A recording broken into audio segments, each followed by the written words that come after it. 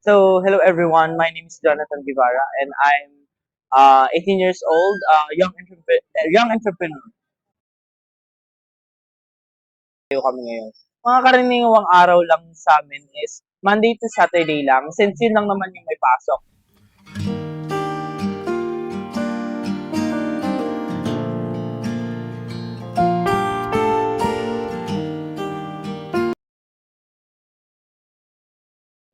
Pag sa school, yes, oo. Pero in case of this kind of situation sa business, madalang na lang kasi mas nakafocus ako na mag-serve sa mga tao.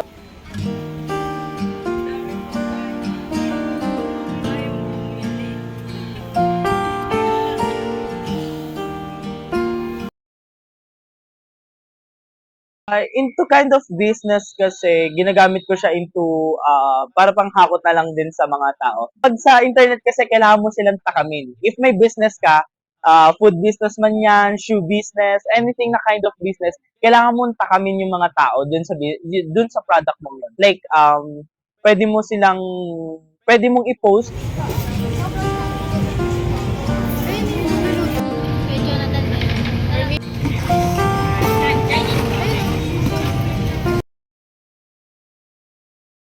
unang-una, alam na nating lahat yan, social media. Social media, malawak ang salitang social media na possible natin na pwede i-post ang mga product natin, business ko. Pangalawa is into poster. Actually, nag-work pa talaga siya into poster. Like, nagdikit ako ng mga poster dun sa Allfu. Nakikita nila yon. So, pumupunta pa rin sila sa stall ko. Tapos, and next, flyers. Flyers, effective pa rin siya until now, pero hindi ko lang alam sa iba.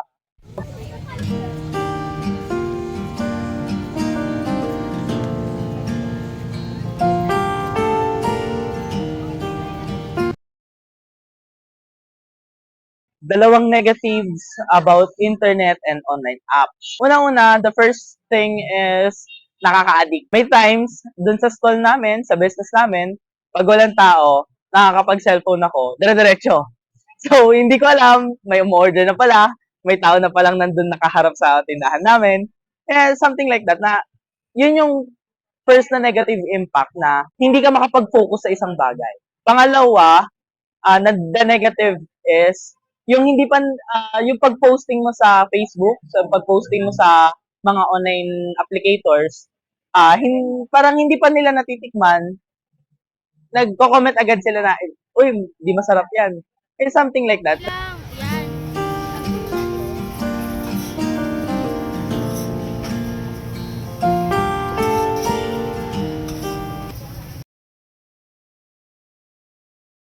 Mas mapapadali siya. Actually nga ngayon, medyo napadali na. Since may mga bago tayong technology na lumalabas, may mga bagong mga machine na mas nagpapadali ng ating trabaho.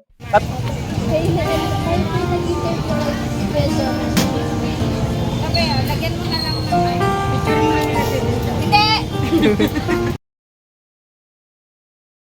Unang-una, ang inaagam-agam ko is mawawalan kami ng customer. Ano ko nasabing mawawalan kami ng customer? Kasi unang-una, may hilig na sila sa online transaction. May hilig na sila katulad nga ngayon na may GrabFood na, may Food Panda, may mga different kind of specific na delivery guy na marami silang choices, product. Paano naman kami mga small businesses? Yun lang din yung pinag-aagam-agam ko.